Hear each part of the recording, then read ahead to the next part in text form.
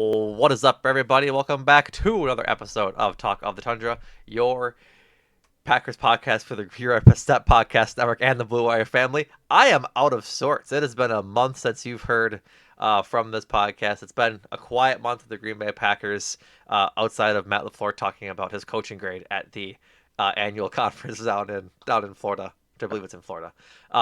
But with me to talk about the upcoming NFL draft, in which nobody seems to agree on who is going to be where and who the Packers are going to draft, is my lovely guest, John Taylor. John, how are you doing, buddy? I'm doing well. I'm doing well. Yeah, I don't think anyone can blame you for the flub. I'm clearly not Jordan. Nope. It's been a month, stuff's going on. News is flying fast and furious. Oh, yeah. Every minute we're getting new updates. We're having to pivot, which is a joke. Obviously, before you and I started recording, we were saying pretty quiet on the Western Front. Yeah. Considering we lost our special teams coordinator, hired a new one, and then also hired a new defensive coordinator. Yeah, it's been an interesting offseason for Yeah. one strictly turnover and what that turnover resulted in and how it came to be. Like, Jeff Halfley hired away. Rich Bisaccia ghosted the team, which, like, I'm not complaining, but it's just weird of itself. Weird in of itself. Yeah, not exactly what we were going to dive in discussing right away, No. but it is interesting to me. And Matt LaFleur in those owner meetings just kind of being like, "Yeah, he said he wanted to go. I didn't really press him." It's just like, oh, they can't. I don't know what they're doing PR wise, but hey, I mean, he's gone. He's gone, so it's fine. Packers Bucks handshake, having one of their Yeah, coaches wanted to publicly hang out with their grandkids more, so that's why they left the team. yeah. or Well, or I guess or quiet quit. yeah. Hopefully, Pat Murphy's not next, or at least not for a couple seasons, because he's got some grandkids running around. So Yeah, I'm sure he like trials by fires those kids all the time. It makes them roll around in dirt, and yeah, that's his grandparenting. yeah. If you want to hug, you got to turn two You got quickly. Yeah. you gotta hustle Do down you the think he'll line. love? Do you think he'll love them if they get above 5'6"? Ooh, that is a good question. Not the pod for this. I apologize. Understand. um, Understand. yeah, Um, all right, John. We already talked about the Matt LaFleur stuff. The only yeah, like comment I have any sort of comment on is the players having opinions on their role on the team, and that possibly going into how his grade looked on like the report card. Report card, I don't think is something we give too much weight to, but I do think it colors to sort of the departures from the team we've seen since those or prior to those comments, like Quay Walker, Nate Hobbs, um, and others. Just those Romeo Dobbs. He complained about his role at some point. Like, yeah. Found himself bench for a game. yeah, all Yeah. those guys So have kind of had opinions on what they're doing for the team, um, are gone, and I think that kind of speaks to maybe where those grades came from. yeah, big time. I was going to ask, do you think there is any truth to the idea that it's anything beyond? So do you think it's anything more than the fact that very clearly the Packers had a lot of players all playing around the same time, like an unhealthy amount of guys that are playing on their first contracts. And of course, people looking for contracts, extensions, looking to lock down another contract. Like it, to me, that read very obvious of frustrations of having the youngest team in the row for like the third year Right. in a row. Um, I don't think it's something to like turn your nose at. I think that's definitely a good argument to make because like if you think about just the wide receiver room, their four receivers last year that were their primary targets are all in their first contract. Like Christian yeah, Watson got his extension um, late last year, if I'm not mistaken, in the offseason before he came back, so he wouldn't have to rush to prove himself, kind of thing. But then you see Romeo Dobbs, Dontavian Wicks, and Jaden Reed all competing for that second contract, and I'm sure it made guys not so happy when Bull Melton got targets. right.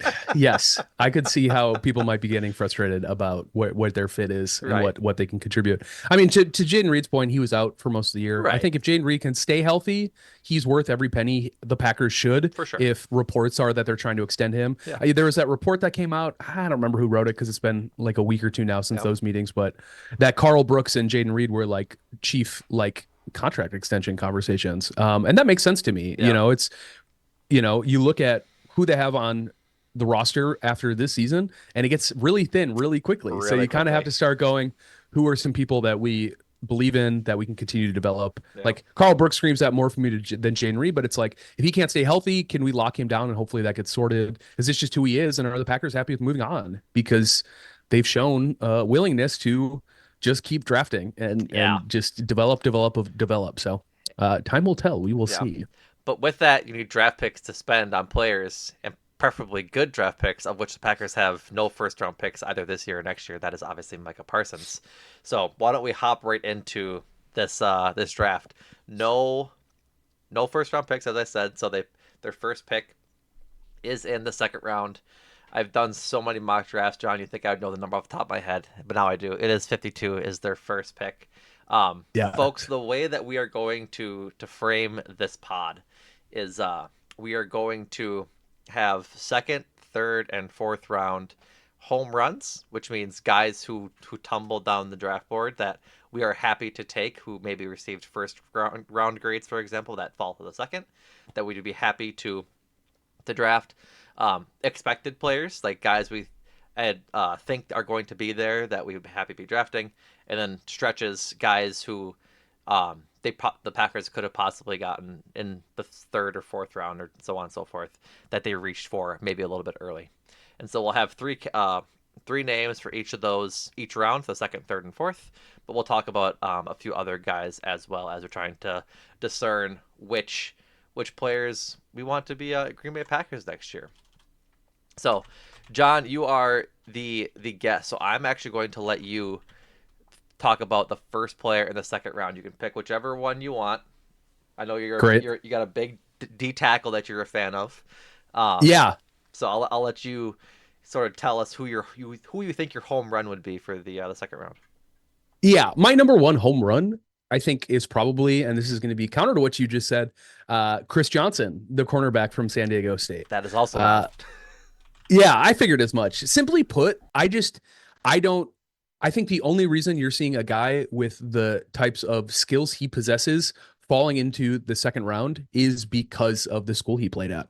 And the more consensus and the more boards come out, the more and more it seems less and less likely. But if we're talking about home run picks, I would say somebody you might actually want to trade up to get earlier into the second round for, I would say Chris Johnson. That would be a home run. And if he's somehow sitting there, I'm running up to the podium. The Packers need a boundary corner, period. Keyshawn Nixon he's got what, like 1 year left. Carrington Valentine is great off the bench, but he's shown an unwillingness to tackle and intercept balls that come his way. It's not pretty in the secondary. And so I think Chris Johnson kind of immediately elevates the floor of that room a considerable amount. So He sure does. He sure does. He's been a guy that I've been tracking pretty much since the season ended.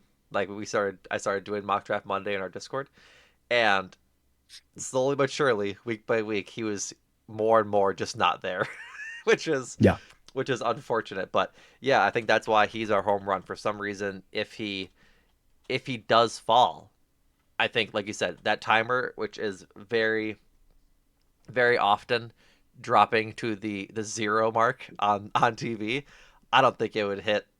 I don't think a minute would pass. I would hope Brian Gutekunst is like spam calling Roger Goodell.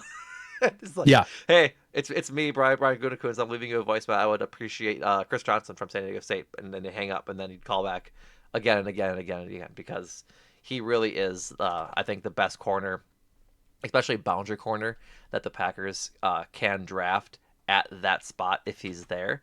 There are other guys available that we'll talk about at the corner position, but I yeah. think, as we've talked about, even potentially there for them, he is like the cream of the crop when it comes to outside corner. Mostly just because At he's le- a ball hawk too. I really like his ball yeah, skills. yeah. I was going to ask you what you've seen from his tape that has you so enamored with him since the start of the Yeah. offseason. If there's anything in particular, um, Particularly, like, obviously this is still is like where he's played and who he's played against. In his 35 games played over the past 3 years, he's allowed one touch or two touchdowns.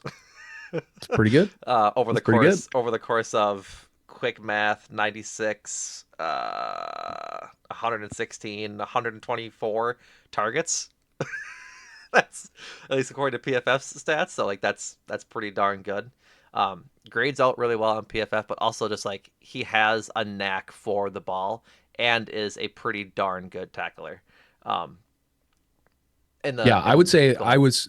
Oh, I was sorry. I No, was you're just good. going to say I was surprised at especially in zone because when I first started hearing about him, people were like, he's a really good press man. He's fast. Mm-hmm. He can like switch his hips. He's very fluid, which all makes sense and shows up on tape. But I was really surprised at how good he was at like playing coverage in zone. And I think that's where a lot of his interceptions comes from. He's good at baiting throws. I think he has like a nose for like finding the football. To me, he drives to the ball in those situations. Similar to like a wide receiver. And I think, like I said, like that was my first real jeer at our current cornerback roster is that they just do not create turnovers.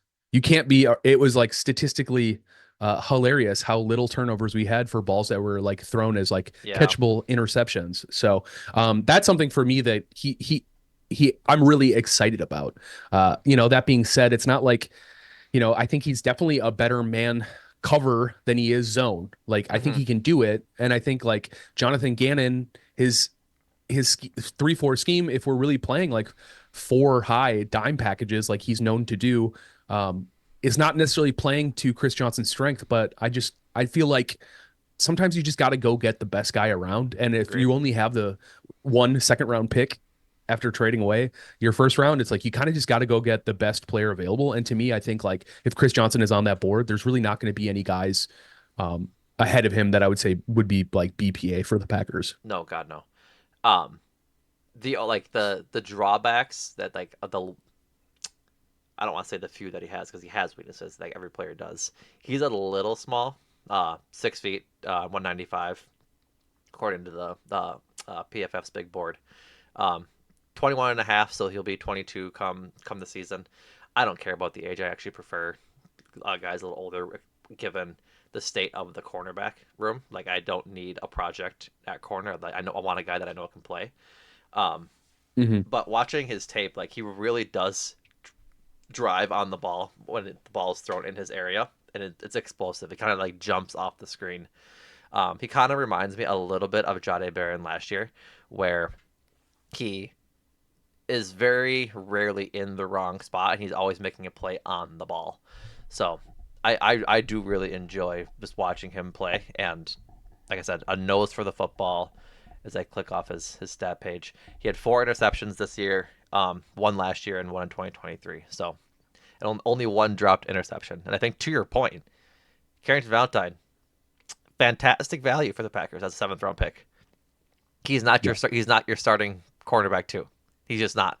Like he whiffs on tackles. He does a great job of getting skinny and going through blocks on the outside, but then whiffs a tackle, which means you're just out of position and gave up 10 yards because you can't tackle. So so long as we can get a guy that's better at that than Carrington Valentine, it's already going to be an upgrade um, on that position room.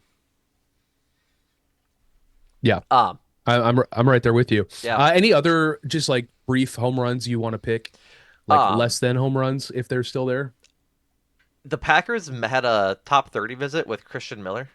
Or should I say Chris 10 Miller? Don't no Christian. Just I think it's Kristen. I've been yeah. hearing Kristen. Yeah. Don't attribute the Catholic religion to me.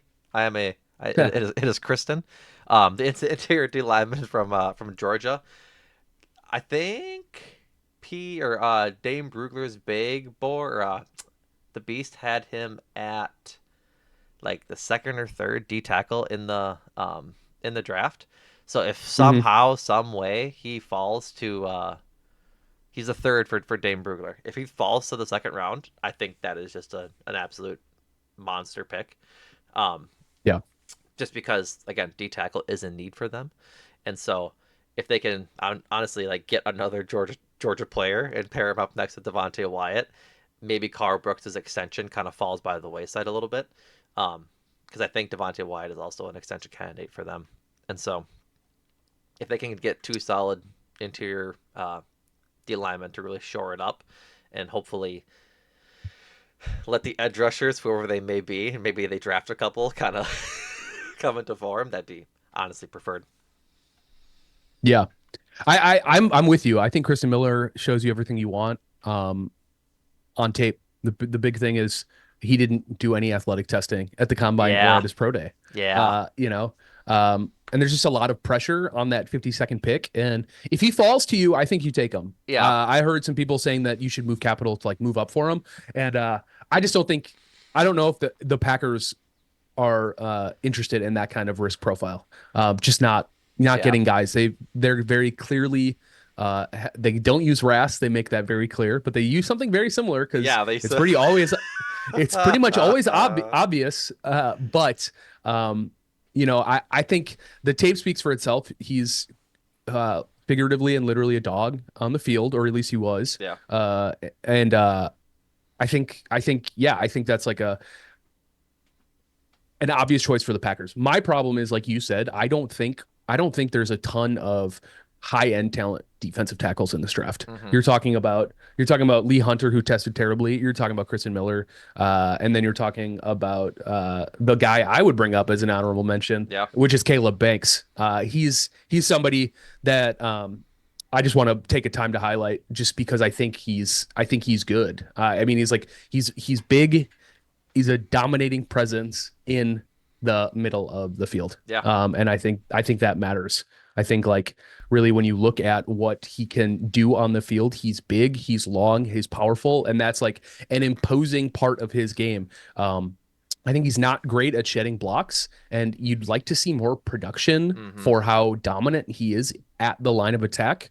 But and this is a pretty big but, I think if you're talking about moving to a 3-4 and needing somebody like Kenny Clark to just eat double teams for breakfast, lunch, and dinner, he seems like somebody to me that can do that pretty comfortably. Yeah. Maybe he develops a pass rush set. Maybe he gets better about using that leverage or finding better leverage and shedding those blocks. But what we're really trying to do in the middle is make sure that Zaire Franklin and Edgerrin Cooper can actually attack downhill. And I think Yeah. like a guy like Caleb Banks has maybe less upside than Kristen Miller, but he at least has the testing and the senior day like review to like be excited about that pick. So Yeah. those are my three big guys in the second round. And we probably won't talk about all our home runs in every round, but I Right. mean it's the first pick, right? This is the thing you're obsessively trying to figure out who you can get, where you can get them, and everything like that. So Yeah.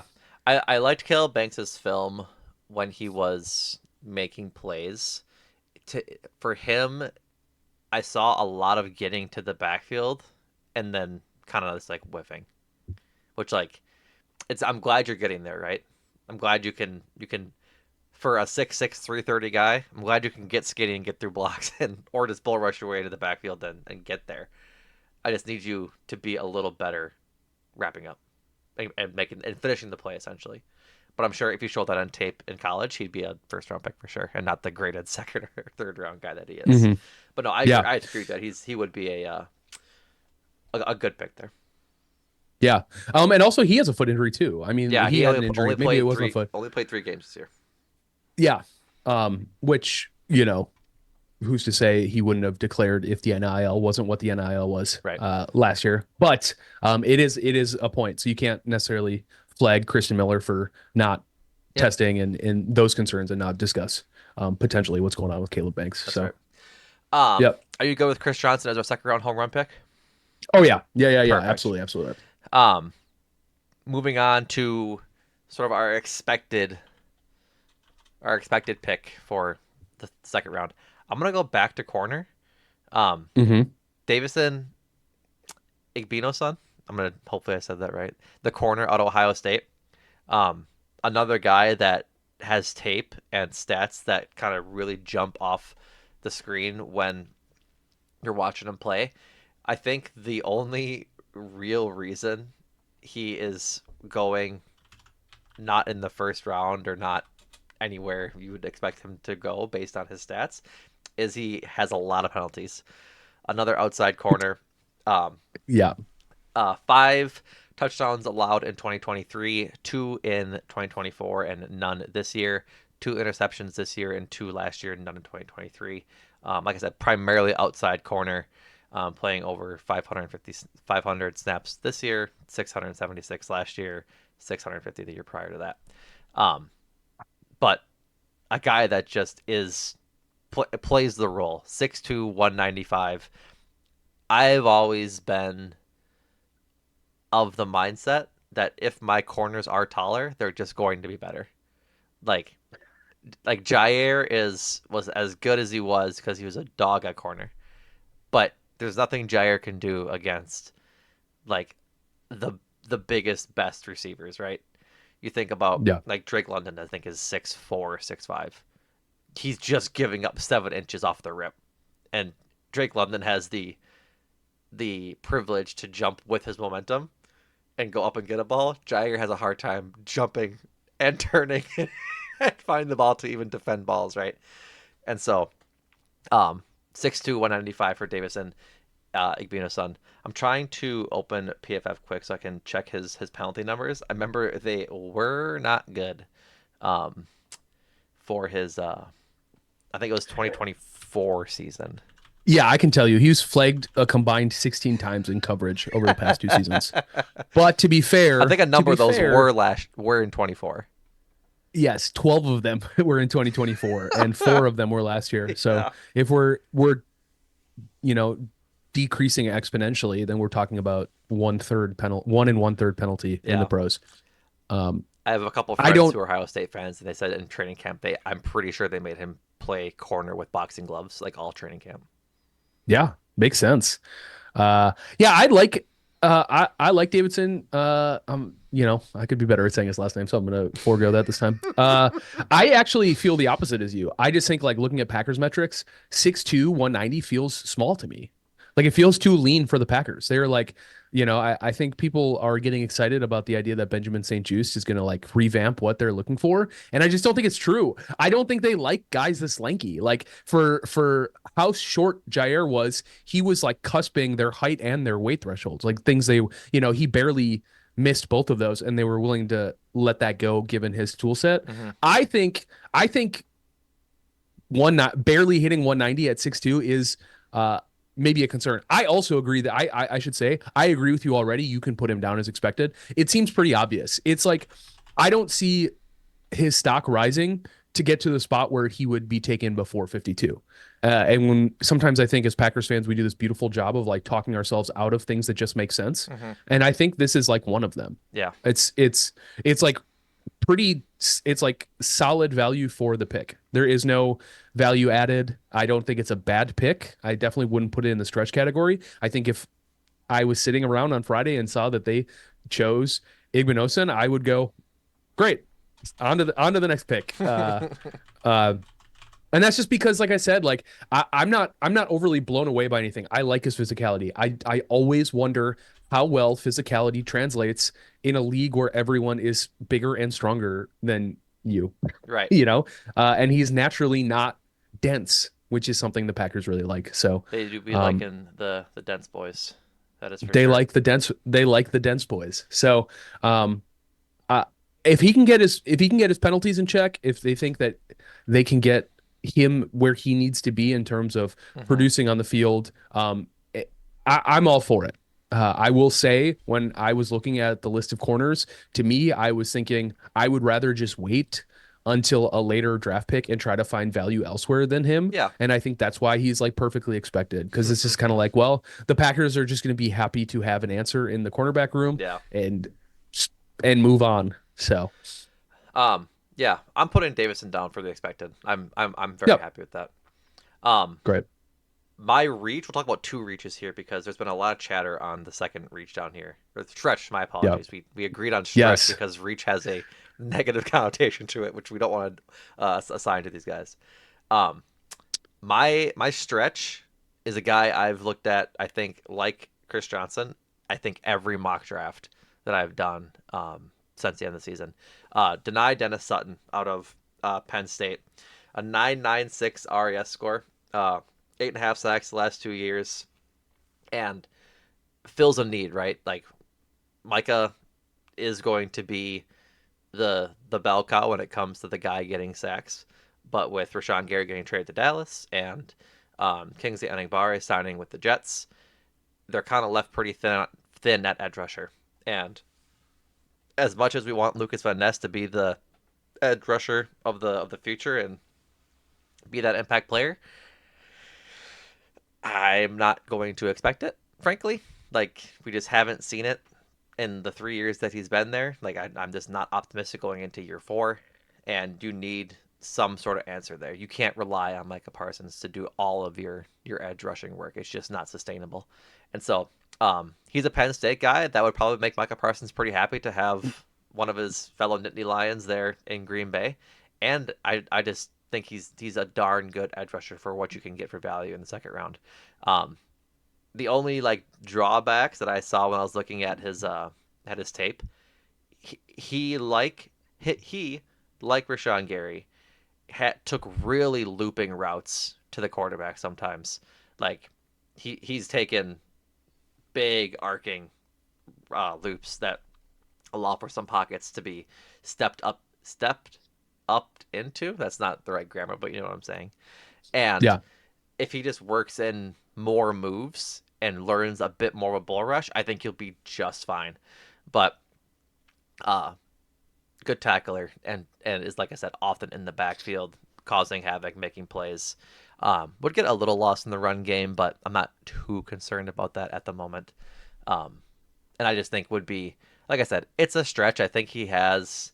Let me double check Dame Brugler's whatever the beast to see The where the beast. beast to see where he The has them beast. because yeah, second or I third think, round is what Brugler yeah. has him at, and I think I've seen him more often drafted in the third than the second, and so that's just where I'm falling right now. Yeah, most consensus boards of like top 100s, I'm seeing them anywhere between like 60 and 70. Yeah. And I think truly the reason why I think it's a reach is or a stretch, because I think it would be, because I do think it would be valuable. I would understand if they did that. Um, I think he's very Rashawn Gary in the sense that he is going to just try to win with a bull rush. Yeah. The only problem that I see really is kind of what you would mention is he's just not fluid at all. It's not even necessarily like a motor. He just like can't bend his hips. His leverage is super upright. Yep. So he's taking circuitous routes to the Wow. quarterback. Look at you and your Yeah, $10 word. that's right. He's taking long laps. He's running. He's walking a mile to go a block because he literally can't get around a guy in any shorter distance. And that's a problem. I think like there's a ton to develop there. There's a ton of raw skill. I could see Micah being very excited, but at pick 52, I'm going. There's got to be better guys Yeah. that can come in and immediately impact this football field or football team. And for Because me, it's sorry, go ahead, keep going. Oh, because I was just going to say, like, a lot of consensus boards have, like, Gabe Hakas from Illinois still available, Yeah. Malachi Lawrence, who has, like, the same amount of, like, explosiveness, but is a little more polished. Granted, he went to UCF. So I just think, like, as much as the Packers might like Dennis Sutton, I look at it and I just go, man, in the second round, I don't know if you're answering enough of the questions that you have for this football team with Hmm. this first pick in the draft. And that's, like, why it's a Yeah. tough sell for me.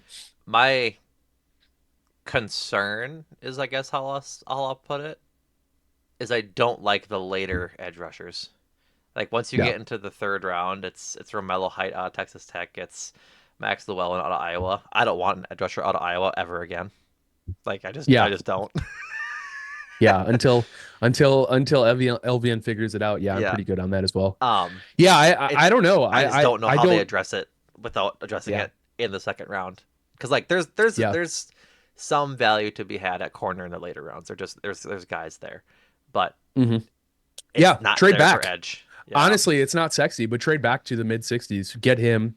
Find yourself another top 100 draft pick. I could get on board for that yeah, because I agree. If you really kind of after Romello Heights, you really do kind of just go, well, I don't know why you'd be picking any of these guys because they're just not gonna. And yeah, you can say you hope that like Colin Oliver takes a step forward. Clearly, they believe in like Baron Sorrell. yep, You're seeing all that awesome. So there's some draft and develop stuff that is always going on in the sidelines. We did not see a ton of Colin Oliver due to that injury. yep. Um, I mean, even and Baron honest, Sorrell is yeah, injured for the good part of the season. yeah, and you still have guys like Clowney and Bosa are still available. So it's like Yeah, we could solve this in a way that doesn't completely stretch, in my opinion, this draft. But I yeah. would understand if they like him and they decide to go get him. I just think it's a little too rich for my blood at 52. Understood. So Yeah, understood. Another stretch that we'll talk about because, like I said, there's been a lot of chatter around this position coming up to the draft is running back. They had Mike Washington Jr. visit as part of their top 30 picks. The running back out of Arkansas. Um, John, in in our notes, you write super stretch parentheses. This would bum me out so bad. Can you Oh, yeah, yeah, can yeah. you give Oh, some you're doxing context? me. Yeah, I can give some context. I just don't think he's a second round player. It would be crazy to be so in love with his specific tool set, Hmm. and draft him in the second round. Yeah. Like if he's there in the third, maybe. If he's there in the fourth, take him all day long. I don't really care. But if you are telling me we went to Mike Washington Jr. out of Arkansas, that would be I would have a problem with that. Because I just don't think it answers any actual problems that you have. I just like I agree totally. I'm big time in the belief too that unless you're kind of hitting right at the consensus or getting insane value, I think you're better off signing like mid-tier guys and just churning and burning the way they have been Hmm. with the Chris Books and the Emmanuel Wilsons of the world. I know that some of them were signed, but I just mean like there is no reason to spend a serious amount of capital on a running back in the modern NFL with how many are just kind of floating around for minimums. Because unless you're really kind of the Jahmyr Gibbs of the world, nobody's really delivering what you really want fully out of that running back position. And that's me knowing that I'm kind of talking poorly about Josh Jacobs. He's fine, but Yeah. he's not going to take it 60 yards. He's going to get you tough run He'll yards, which I get you love, nine but all game long, but like yeah, sometimes but if he's not breaking it, no, you know? if he And so, does, it's so like it's that, against a bad defense, frankly. yeah. So that's why I would hate it super bad. It would that I said I didn't want to do stretch because some of these would make sense. That would be a reach. Yeah. That's full blown. That's like Tyron Hopper levels reach, where I'm like, Yeah. why did you get this guy now? Yeah. Um, That pick and still there looks a little isn't. rough. Yeah, I mean that's another thing. Yeah, we'll talk about somebody later that I think is Yeah. like could be answering that problem, but I just think that the Packers have no reason to draft a running back. Even if Marshawn Lloyd stays hurt, it's like there's just you can't your picks are even more precious than they've ever been. So Yeah. if you're telling me they chose him at 52nd, I would be bummed super bad Yeah. as dictated by my sense. No, I'm with you. So I'm with you. I think running back is a potential issue if Marshawn Lloyd is still in his paper cast for the rest of mhm. all of eternity. But No. I'm with you in that the backup running back or the running back of the future doesn't need to be on this team right now. Like, I would prefer they don't run the ball as often as they do. I'd rather the ball be in Jordan Love's hands. And to that point, I don't think they really need to be spending the second round draft capital on a maybe running back, right? He's I think like the third or fourth running back in this class that Mhm. is even worth getting excited about. Like obviously you have Jeremiah Love um in the first round who's gonna go like top five. Jadarian Price also on Notre Dame, like is another second round guy. And then it's Mike Washington. And like if you're dropping a whole round to the next running back, I think it's fine. But I also think he's a little old, isn't he? I think he's Yeah, I can check his age. Yeah, he is 23. yeah, Yeah. that's he'll be 23 by the time the season starts. I mean, the man I weighs just don't 200. Yeah. I just don't need it as a running back. Like if I'm drafting a running back, I want them fresh out of like I want them young out of college. Guys who are Yeah. 20 years old. Like and those guys go in the first round because they are those kind of talents, but if I'm drafting a rookie running back with Josh Jacobs on my team, knowing he's not going to um, likely be playing that first year, like in front of Josh Jacobs, so that if you draft Mike Washington coming into 2027, he'll be 24. You're looking at his first deal ending when he's 27, Yeah. which That's which in running back terms is approaching old. And so, why would you want to spend a second round pick on a running back who, for all intents and purposes, the Packers probably would sign to a second contract anyways? So, I'm with you on that. Yep. I'm with you on that. Yep. All right, let's go to the It third should be round. said. It should be said at 225. He's very fast, so I can see Sure, why he'd be excited. But sure. but to your point, and I don't want to actually belabor this too much. I just want to get out. I think like Just at wanna that get pick, out. Just want to get this out. I think you're drafting a running back because you see the value of the running backs being pretty poor this draft, and I just don't think the Packers are in a luxury to be No, picking players like that. God So no. Next year is a much better like specialist draft for the NFL. Like totally, 27 is gonna be a fun draft. Um, yeah, that's a year away, so we'll pass on that for now. All yeah. right, third round. Um, I weirdly didn't have a home run pick here, to where like I wasn't really finding guys that I was like, yeah, I'm really glad that that guy fell. But you love, or I guess you think the Packers would love, um, Dalen Everett. What is Why don't you speak to that a little bit? Yeah, I just think he's like to me, he just screams like a Packers player, like all day long.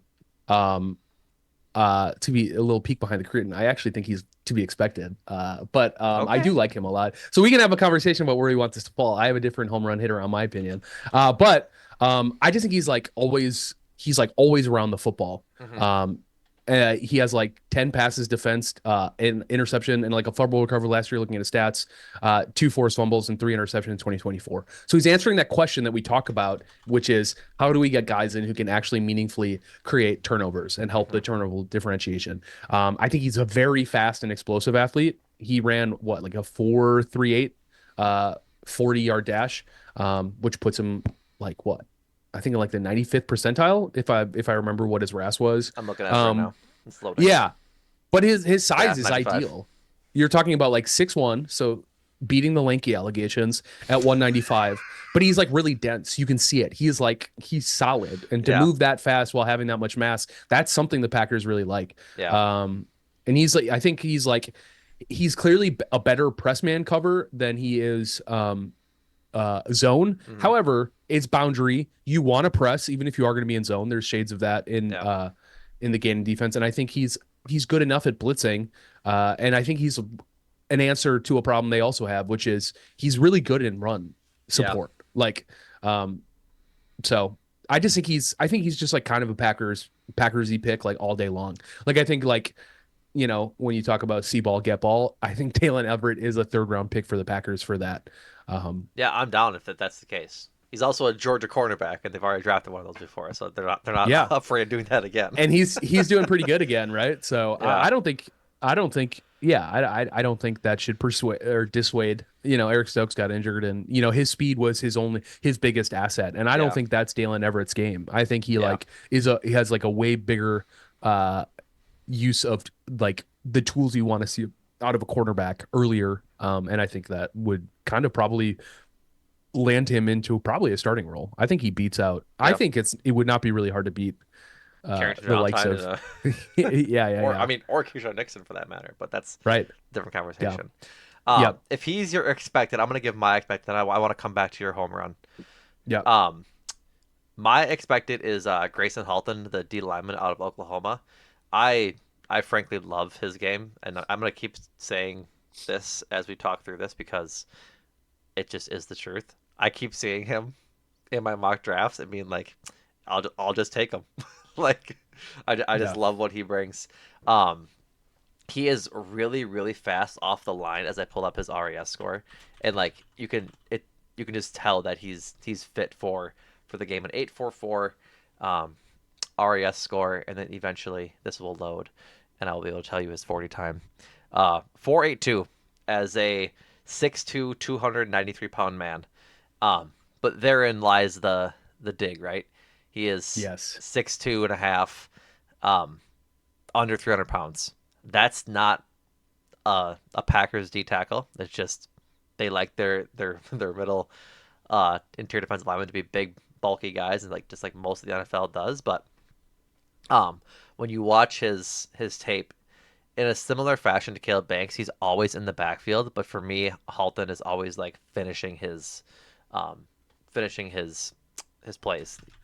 He's always just there making the right play. He just turned 22, had 5 sacks on 22 hurries in 25, 4 sacks on 24 hurries in 24. They had one batted ball this year. Grades out really well playing in the. Is Oklahoma in the SEC now? Yeah, right. Yep. Yeah, in the SEC. So had good games against LSU, had good games against Alabama, and like played well against in basically all of their conference games. So it's not like he's going against bad teams. Um, I enjoy it. Like yeah, he is undersized, but honestly, like with the concerns about um the 6'2" buddy, who I'm failing to say his name right now. Which I corner did we know. talk about 6'2"? No, Igbonason was 6'2", right? Yeah, he was Yeah. lanky. Yeah. Get him and get Halton in an NFL kitchen and weight room and just start bulking, right? Like Yeah. like you Yeah. could you could add muscle mass pretty quickly in the NFL with the right strength and conditioning program. Just give Grayson Halton the black card and have him go swipe at any sort of restaurants that he wants and just start putting some poundage on, man. Like it doesn't all gotta be muscle. It can be a bit of fat and just make sure you're an immovable object and keep those skill straps so you can get in the backfield and such. But yeah, like I think he adds a bit of the pass rush need from the middle that would help alleviate Micah Parsons' load. I think Devontae Wyatt is a force to be reckoned with in the middle and also has a tendency to get home. I'm just looking to have the guy that comes in for him do that as well. And so, Yeah. um, yeah, I really liked his game. He is fast off the ball, man. Like, Yeah. I think Caleb Banks would be a good pick. The difference between Caleb Banks getting off the ball and Grayson Halton getting off the ball was night and day. Like, Mhm. Grayson Halton looks like he was shot out of a cannon. I just really Yeah. enjoyed his his tape. Um, where It's do you good. want? This is where I counter with I have not picked him once because he's a three technique all day long in the Yeah, he modern is. NFL, in my opinion. And it just doesn't answer that nose tackle question. Like you're talking about like a guy who can anchor your entire defense and just another Devontae Wyatt or Yeah, Javon Hargrave. Because it's like yeah, the other thing we haven't even discussed is like I'm trying to get a guy in so Javon Hargrave can play on the outside in a three yep. four as well. Hmm. Um, and Grayson Holton doesn't answer that question. If he's there and they take him, I totally get it. But they better have drafted at least two defensive tackles in this draft if that's the case. Yeah. That's the only reason why I've been uh skipping them. Do you want to talk about Anthony Hill before we talk about? We need to decide our expected pick here, and Okay. we haven't agreed. This is the first time we haven't agreed on our pick here. Yeah. Um, given we went cornerback, edge rusher for home run expected Hmm. and stretch in the first one, where do you want to go for our expected here? I'm willing to defer Oh. here. Or is Anthony Hill part of your equation here? He's not. He's not. Linebacker out of Texas. The linebacker out of Texas. He's not. Uh, man, let's put Holton at expected. Okay, I don't think they'll draft him, but it's the same thing that's as fine. like it's the same thing as the Davidson Igmanosin pick. I just kind of go, okay, they don't really care. They're just gonna rotate a bunch of super athletic dudes at the nose tackle, and they're just gonna try to like play the pass. You know what I mean? Yeah, Bottle everything up and just try to like really excel in pass the pass attack. Like I yeah. get it. I get it. So that works for me. Um All right. I will move to pivot. I think a home run would be Dalen Everett in this round then. Okay. Because this isn't technically who we're picking. This is technically who we think would be great value in these rounds. So it is we can't let our previous picks color it too much. Right. Um This is but I also think guys that that like if they fall, you're just so happy that they're there kind of thing. yeah, And I honestly, John, if the yeah. Packers went into um the first round or second round and Chris Johnson is there and they pick him, I'm so happy. If the Packers come to the second round and Dalen Everett is there and they pick him, I'm so happy. Like, like I wouldn't be sad if they went corner in this draft Mhm. with those two guys for the sole purpose of I'm not the biggest Keyshawn Nixon corner fan, and I'm not the biggest Carrington Valentine corner fan. And so if Yeah. you can draft two absolute dogs that can come to being their replacements sooner rather than later, I'm all for it. You don't got to Yeah. convince me of that. Even though, like, yeah, they have concerns at edge and they have concerns on the interior D line. it doesn't matter to Yep. me because they have Micah Parsons rushing the passer. So long as he's getting home and sacking the quarterback, that'll be fine. And they have Xavier McKinney, Evan Williams, and Javon Bullard playing safety. The problem in the on the defense is the secondary. Yeah. So like and corners to be specific. And so if they address that twice in the second and third round, I'm very okay with that. All right, the stretch for this round. I'm gonna have a little bit of a fun conversation here as we talked about wide receivers a little bit earlier. Um, Yeah. another North Dakota State, uh, Oh, another North Dakota State product, Bryce yeah. Lance. I would. I don't know if he'll be here. He might be. He might get stretched by another team even earlier, the Packers in the third round. I've seen him all over the place in some mocks. I'm trying. Let me see if I can find um, Pro Football Network's thing quick. Bryce Lance. They give a where are they being drafted thing, and I Yeah. think I'm curious as to I think he's going to go anywhere in like late second, early third is yeah my guess for him. the Like pick somebody is going to like, yeah. the pick range for Bryce Lance of for PFSN's mock draft tracker as early as 61 and as late as 186. So there's no consensus. I disagree with the. I don't think the upper 100s is probably correct. No, I think it's They're probably closer to like 120. yeah. I don't think this wide receiver class is pretty bad. And I Yeah. think like if you're a team that's in like desperate need of like a wide receiver, I think you see the success of like a Christian Watson and you kind of Mm-hmm. go, here's I'm trying to point in the frame of the camera. Here's the next guy. This is Yeah, the one. You know what I mean? very similar guys. You're talking about a 6'3", 205 pound guy who can blow the top off. You know, everything you want to say about Christian Watson, you can kind of just copy and paste onto Bryce Lance. Maybe a little less nuance Yeah. in the route running, and but he's a stud. This is a classic. Like I haven't put too much thought into it because I just don't think he's going to be there. Yeah. And not to say I shouldn't, but it definitely wouldn't be a stretch. I would be very happy. I mean, if we want to look at like if he's going to draft in 180, I'd say definitely get him in the third round, and that would Yeah. be a stretch. But He's who either a home run in the fourth or a stretch in the third. yes, I think let's just say stretch because Yeah. I don't actually really think the Packers need a wide receiver all that bad. I guess is my thought. It gets bad really fast after next year. Yeah, I guess I just am assuming they're gonna like re-sign Reed. I think like Yeah. Or I mean they're or Wicks. Like it's yeah, and one of doesn't the get bad. two. We still have Savion Williams, Matthew Golden, right? It's like it's not like we're used to having six wide receivers who we think could all Yeah. be a wide receiver too. Like I think the cream will hopefully rise to the top a little bit here. I'm Yeah. hoping to see way more Watson, Golden, Hopefully. Jaden Reed in the slot. They find a better role than just Joker for Savion Williams. And if Wicks is still on the team this year, then great. But Yeah.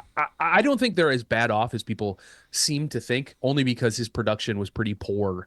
This being Matthew Golden Yeah. last year in his rookie year. But the Packers are going to Packer. They're not going to force a ball to a rookie just to make him happy. And that touchdown he had against the Bears was maybe the best touchdown of the year after looking at everything. So it's like the guy's got skill. So I don't want to take away from the Bryce Lance conversation too Yeah. much.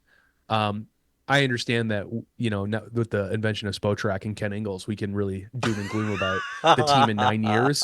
But no, and I say that as somebody who really kind of looks at contracts all the time, going like Oh, same. he's gone, don't Yeah, worry about same. it. And I don't try to get too emotionally attached to it because it's obvious. But you got two guys on the rookie contracts. You got to at least let them try to figure it out. And I don't Yeah. know if drafting Bryce Lance in the third round really solves that concern or aids in it. Yeah. So Just to go through his stats quick.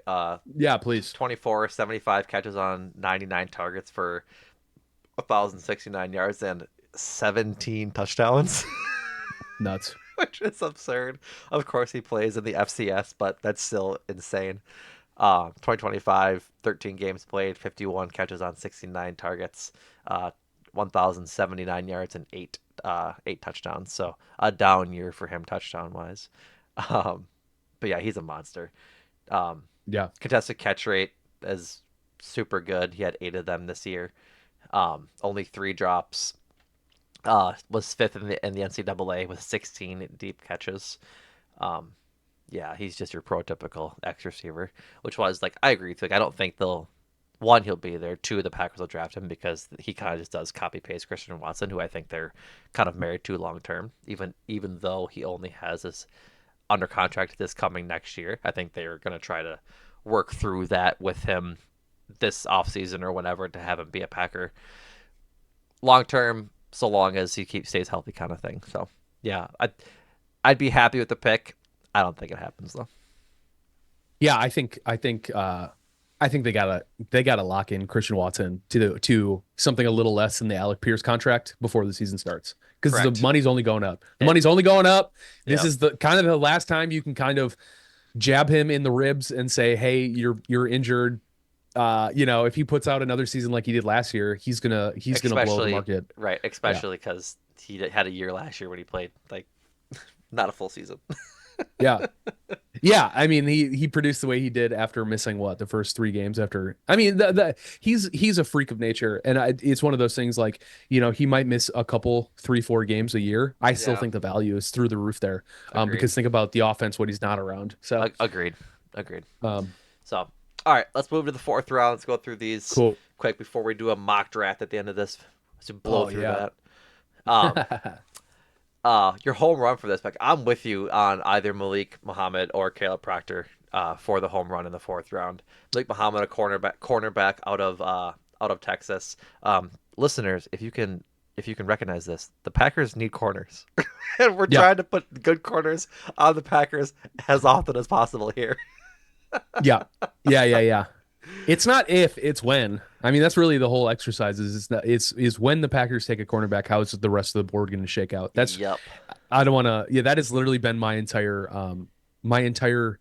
mock draft journey this offseason has been like, all right, we got the tackle early. Where's the cornerback later? We got the cornerback earlier. How do we make sense of the D tackles later? So Yeah. those are my two biggest needs. I think that's fairly obvious for the Packers. And they'll wild card some athletic monsters everywhere in between. I think a home run would be Malik Muhammad, and I kind of want to stake my flag in that That's fine. because and I know that now that puts a cornerback at every home run, and that is very uninteresting. But if he were to fall to the fourth round, um, I think the Packers should take him all day long. Yeah. His biggest question mark is at the combine, he weighed in at 182 pounds. On his pro day, he weighed in on 190 pounds, and he didn't retest those numbers. But some interesting facts about Malik Muhammad is that he has a history of track, and you get really lean to run races. And I Yeah. think there's a very real possibility that he got super lean wanting to record these incredible scores. And then everyone went, "You're 6'2" and you weigh 180 pounds. Like, what are we supposed to do with that on the Right. outside?" Um, I think he is a really fun watch on tape. I think he does a lot of the things that get you really excited about as a cornerback. I just really come back to if he plays closer to 180 than 190, then I just don't know how the Packers are going to be excited to pick him up. Yeah. Um, Um, Dame Brugler, in his quick like rundown of Blake Muhammad, says that he's a tall, skinny athlete with quality coverage and our quality coverage match talent. Doesn't consistently play up to his time speed, but does show lateral agility and strain to stay attached to routes. I think your hypothesis is kind of spot on. Got really, really skinny to test super well, put up really big numbers to make guys' eyes pop, and then a month later regained all of his water weight and all, all of the regular body fat that he needed to play at 190. So those obviously don't match. Like if he's not going to play at the 40 time that he played, that's still just not misleading, but he can get close, right? But no, I like his tape. I'm with you that if he's there in the fourth, absolutely take him. Brugler has him as a third round grade, so if he's there, I think this absolutely is a home run uh, for the Packers. He's just he's just good. He gets out of his like coverage breaks very well. He's always kind of glued to those receivers in coverage, and he's just again I don't want to say another ball hawk, but I watch his tape and I always see him right there when the ball is being thrown. He doesn't allow for a lot of yards after catch. He had yeah, 2 interceptions this past year. yeah. He never forced or recover a fumble in 41 games at Texas. So Yeah. that's not great. But I mean, you know, I don't really know how to read fumbles as a stat. It's like it's one of those. It's great if it happens, but For unless you're corners, I don't wholesale, really care. yeah, it's tough for me to care too much. Yeah. I think like what I really like about him, like you said, is his footwork is like tremendous. Like watching him flip his hips and like Mm-hmm. get back into the early part of like these coverage reps, it's a sight. It's really impressive. Yeah. And also some of his tape where he gets blown by is he loses the early part of the rep and just closes the distance right back on it Sure because does. of that explosive speed. And that height. Well, he's only 6 foot, not 6'2" like your man. Uh, My uh, man's. your man's. But anyways, I like him. I think the weight is a real big issue. I think like you watched him miss tackles in favor of trying to like deliver like truck stick Madden hits Yeah. from the mid 2000s, and so I'd like to see him clean that up a little bit. I do think that he has a hard time getting off of blocks, probably Mm-hmm. because of how lean he could be playing. So this is another black card meal plan specialist. He's a home run for me, because if you're telling me that, like, let's say you drafted Kristen Miller or Caleb Banks in the second round, you drafted let's say you took the home run swing and you got Bryce Lance, or like a Ted Hurst, which is somebody we didn't get a chance to talk about, who I think is Yeah. also just as exciting.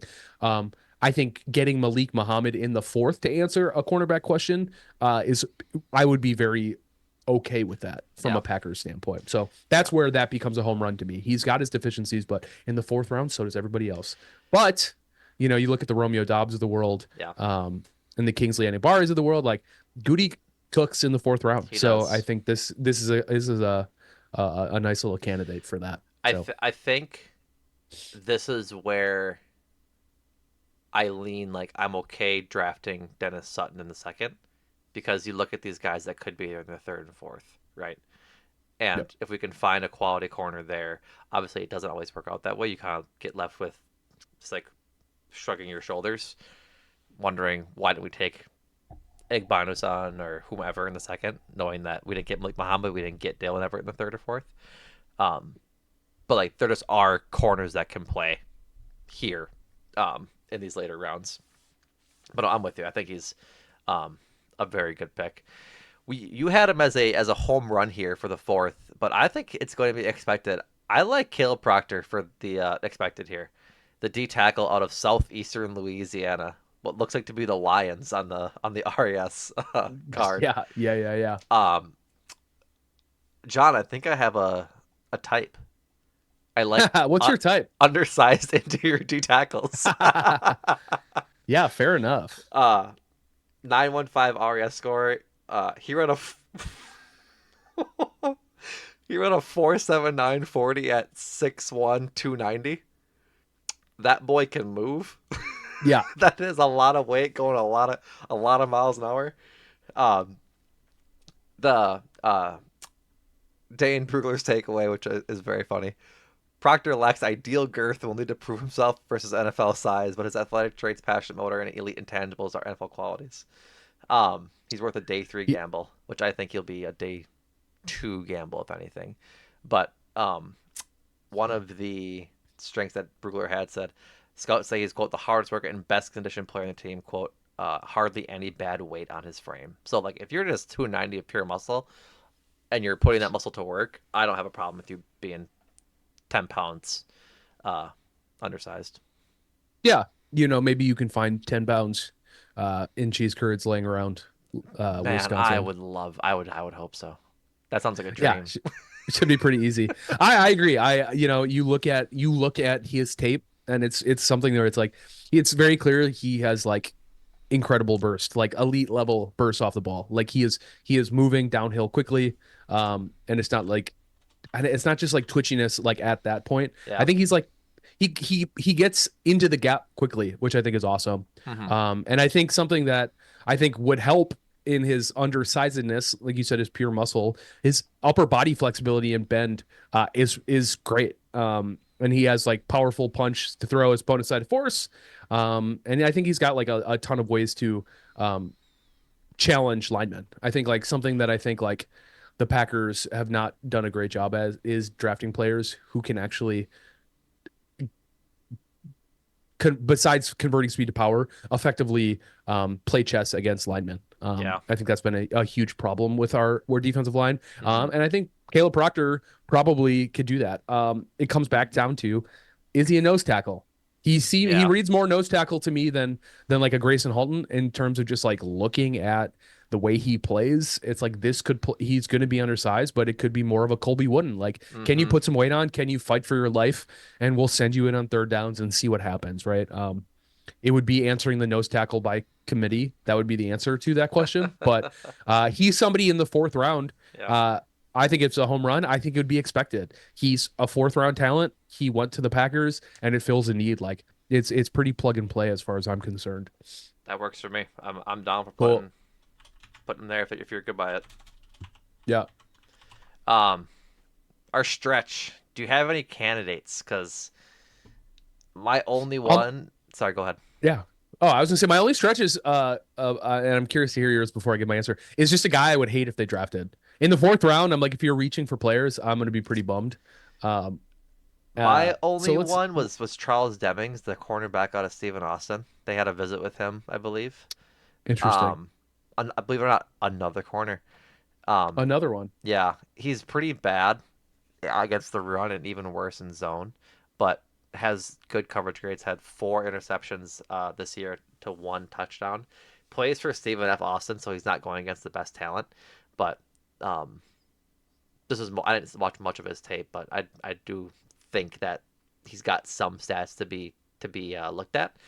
And yeah, if you're getting targeted over 100 times in your career over the past 3 years and only give it up 7 touchdowns, I'm okay with that. So Yeah, I think that's a good one. Mine is a linebacker because I still think they could maybe be tempted in taking a is this linebacker. Bryce? It's Bryce. How do you say his last name? Betcher? I'd say Betker? Betcher. I think Betcher is probably the way to go. I don't think I've heard it pronounced out loud. I just like he's got an insane motor. Like you're not gonna argue. You can't argue. The film doesn't lie. Hmm. And he loves driving downhill quickly. And for a team that I think has been pretty disappointed with their inside linebacker play, if you don't think um, if you don't think McDuffie is long for this world, if you don't really believe in your Tyrone Hopper pick, I could see them needing to backfill the linebacker room with Yeah. an upside talent guy. And I think this is kind of where it's at. He's bad in in coverage. So you really are limiting yourself in like what you can kind of expect from him. Yeah. However, it's going to be a 3-4 defense, and if you can get him in on early and obvious passing downs, maybe that would unlock Edgerrin Cooper to the outside. Like I think Hmm. there it would. I think the move is a little down the barrel, but it might provide more creative opportunities for other players, and I think that's kind of interesting. Yeah. And the other big thing, he's just he's a special teams contributor. And I think he'll be able to like be a core teamer, and I think that's another thing the Packers just need is more like guys who can actually play special teams. Agreed. Um, and there's like a chance that like truthfully, like the way he plays on it, like he could just be the best special teams option. And I could see the Packers being excited about that. You know, Yeah. if they hit enough of what they want in their needs, like it's the same reason why you were kind of hitting at the Jacob Rodriguez, Anthony Hill conversation. Like it's not one of the three biggest needs, but it's not short behind No. linebacker as something that they need to like consider moving forward. And that's why I think this would be a stretch because I just go, he's really kind of only going to be your like special teams ace. I just Yeah. don't really know how he translates to linebacker in the NFL long term, but in the fourth round they might take him. Yeah. So I mean, hilariously, they're always going to. We have no offensive lineman. We don't even talk about one. I know. Like, I wouldn't be surprised if any of their picks in these rounds is an offensive lineman. So Yeah, I mean that's the Goody wild card that's just it always looming in is, the back of it all of is, these. Is they'll and I don't love it. yeah. And I Is there really any? Is there yeah? Is there any guy you think that they would take before we blast through this mock draft? for a lineman, Uh, I yeah, honestly have been living with the blinders on. I haven't looked at them. I would just prefer they don't. yeah. Which is maybe There's a bit bad on my end, but like the only guy that I really did like half look at was the meme guy who really liked Culver's and Quick Trip, the guy from Iowa. Oh, nice. Oh, Dunkers, Jennings, Dunkers. Yeah, I'm just I looked at like what his actual um his tape and his like stats. I don't care for it. I don't think they need him at tackle. And Yeah, I and, think and like he plays right tackle, and he's played yeah, nowhere else on the line. Like, yeah, I'm just not I'm good. yeah, he's not somebody I would take, Yeah, for sure. I I just think like that's I a would funny hope meme. they actively avoid it. Yeah, I think like the only guy I could see them taking like at an early spot that would like really frustrate me is if like a guy like Chase Pistonis is still there, the Yeah, Texas A&M guard. Like yep. he's somebody who I think like in almost every metric. His like short shuttle, I think, was a little off for what the Packers like. Mm-hmm. But in terms of like an interior line prospect, like he's a Packers type all day long. He's only like 21. Yeah, He contributed at like a high end school. yeah. And has some experience playing tackle, which is music to their words. So, yeah, you know, at any point you could sub out a lineman pick, and I would completely understand. I just can't emotionally bring myself there to really draft them. I have I'm taken with a you. couple I've taken a couple where Bastontis was Basantis. Anyways, however you say Yeah, his name. My apologies. that's all right. I have taken him in the second round because he fell, and I think that would be a value pick for me. Yeah. I don't love how the board shakes out after that, so it's No, one of those things that's the you're. problem. But it, you know, if you really they do believe in BPA, it's like okay, then you kind of have an Anthony Belton answer if he doesn't figure it out. But he You played well know, last year. Is my thing. he played fine. We are we As a are we rookie, are as a rookie We thrust are. into the I position. just saying we're attributing success to things that were decent because of how bad the line was. Fair, So I am right fair. there with you. I just could see a world where they want to bolster that because Yeah, who knows what John Williams is doing. Who knows what I I forget think who's making like that. scores for movies or something. I don't know. No, it was yeah, right. That was the joke last year when he got drafted. But he was hurt all last year, so who knows what they have in him. And then Yeah, obviously the guy from Duke they can't stand clearly. yeah. And nor should they. I forget his name. Jacob Was it Monk. Glover? Or no, yeah, Jacob Monk. yeah, Travis Clever. Either way, they're Yeah, both not great. no, So I think they're always going to restock that cupboard. So, yeah. you know, time So will tell. time will tell. All right, we are gonna speed run this mock draft.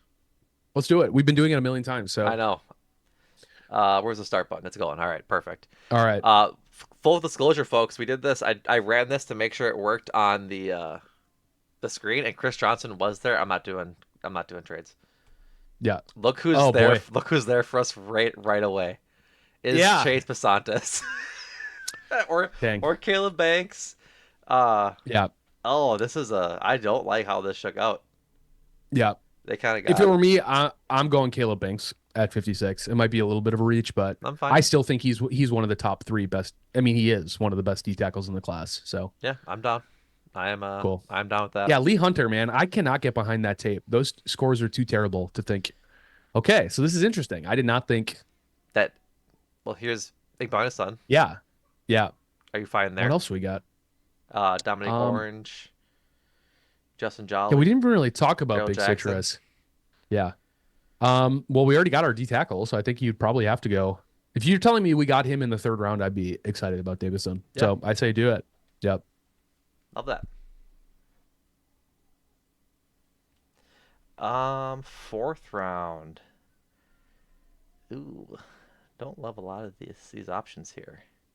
Yeah, Kendrick I'm right there with Law, you. yeah, like the only guys. I mean, Kalen Black as a running back out of Indiana.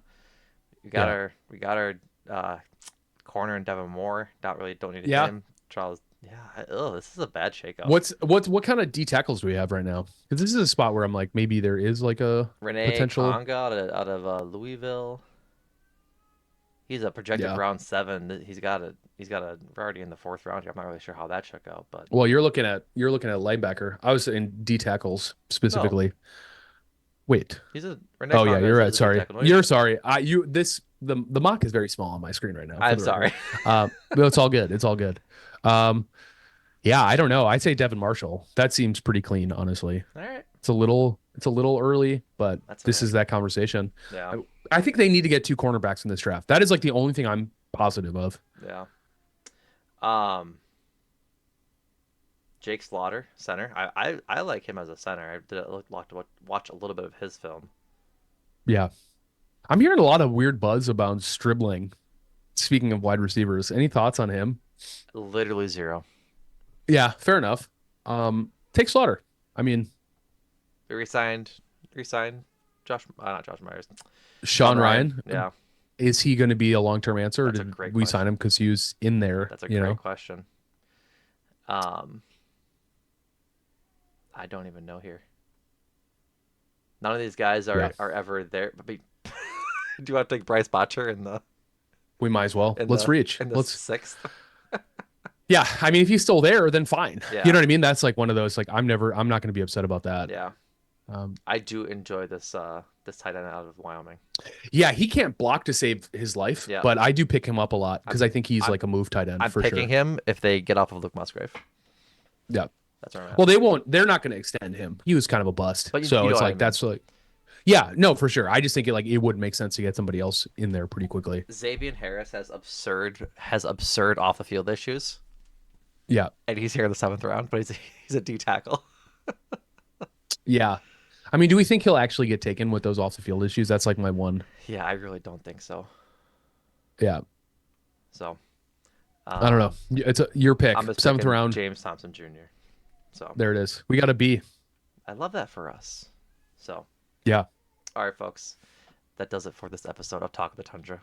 Thank you all for tuning in. We'll be back around the draft to talk about all their picks and such. So I appreciate listening. Go check John out on Don't Tell Me How to Fan, and check out all things GSPN with Ty and Rohan wrapping up this tumultuous Buck season and such. So appreciate y'all listening. John, thank you for joining me, and have a good night. My pleasure. Thank you, Numac.